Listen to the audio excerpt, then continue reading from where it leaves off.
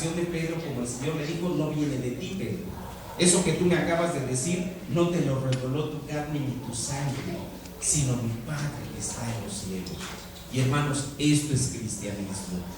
Cuando nosotros ya no hablamos por nosotros mismos, cuando nosotros ya no obramos por nosotros mismos, sino el Dios Todopoderoso a través de nosotros.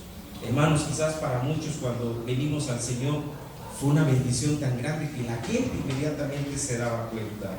Yo me acuerdo cuando regresé a mi casa en Tehuacán, que mi mamá me dijo: oye, hijo, ¿qué te pasó?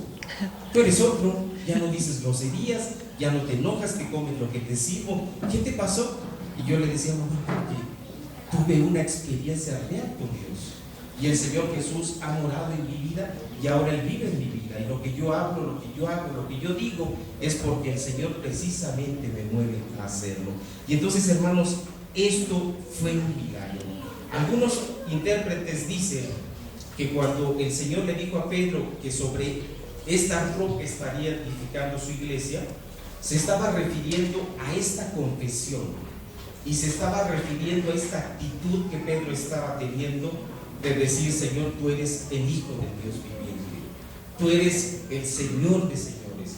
Hermanos, hay otra escena preciosa cuando está la pesca milagrosa, cuando precisamente hay un milagro y dice la Biblia que Pedro en ese momento quiere ceñirse, quiere taparse y le dice a Jesús: apártate de mí, hombre pecador. ¿Por qué?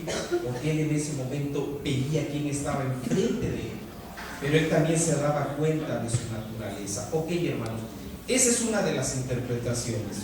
Otra interpretación, dicen algunos intérpretes, no se está refiriendo tanto a la declaración que hizo Pedro. Más bien hay un juego de palabras, porque le está diciendo Pedro, que significa piedra, y Jesús roca. Le está diciendo: Pedro, tú eres Pedro y yo soy roca, y sobre esta roca estará edificada la iglesia. Hermanos, las dos interpretaciones son correctas. Para que la iglesia sea verdadera, para que la iglesia esté fundamentada, primero tiene que estar fundamentada en personas transformadas, en personas que han reconocido que Jesús es el Hijo del Dios viviente y es el Dios mismo gobernando sus vidas. Pero también es cierto, tiene que estar esa vida edificada sobre la roca. ¿Y quién es la roca? Jesús. Y de ahí, hermanos, yo quisiera ya hablando acerca de esta interpretación, que realmente creo que son ambas y son complementarias, y en ese sentido las dos nos ayudan a entender esta declaración que le hace Jesús a Pedro. Yo quiero que profundicemos, hermanos, en tres aspectos de esta declaración, y que es precisamente el fundamento de la iglesia. La primera parte, en el versículo 18, dice: y yo también te digo que tú eres Pedro. Hermanos, la iglesia de Dios está formada por personas transformadas, está formada por personas que tienen una relación personal con Jesús, y está formada por personas que tienen una relación de comunidad con Jesús. Porque Pedro no solamente estaba hablando por él mismo, Pedro estaba hablando por los discípulos. Y es claro que esta declaración abarcaba a los discípulos. Si así no hubiera sido, pues la iglesia no estaría edificada sobre los apóstoles y no estaría edificada precisamente sobre los 12 discípulos. Entonces, hermanos, una primera afirmación que nos dice este versículo es que la iglesia se conforma por aquellas personas que son transformadas por Dios y que pasan a ser parte de esta iglesia. Hermanos, esto es un milagro.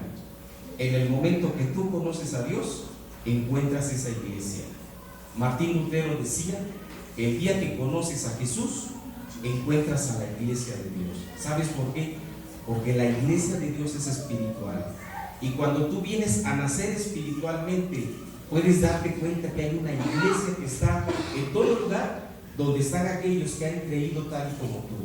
Y a lo mejor te vayas hasta el fin de la tierra, y a lo mejor te vayas a un lugar muy lejano, hermano, ahí vas a encontrar a la iglesia de Dios, y vas a encontrar personas que piensan, que creen como tú y que son como tú, y vas a decir: esto es una bendición, porque no nos conocíamos, Y en el poquito tiempo que ya nos conocemos, nos damos cuenta que somos uno. ¿Por qué? Porque pertenecen a la misma iglesia. Y hermanos, esta es una bendición. Acuérdense que Pedro no se llamaba Pedro. ¿Cómo se llamaba Pedro?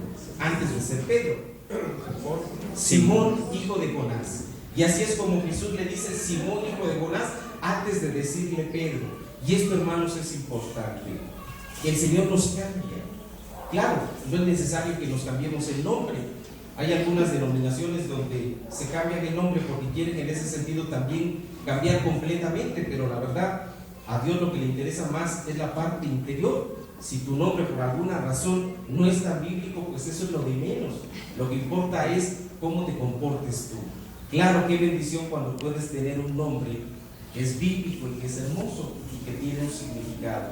¿Por qué? Porque todos los nombres tienen un significado.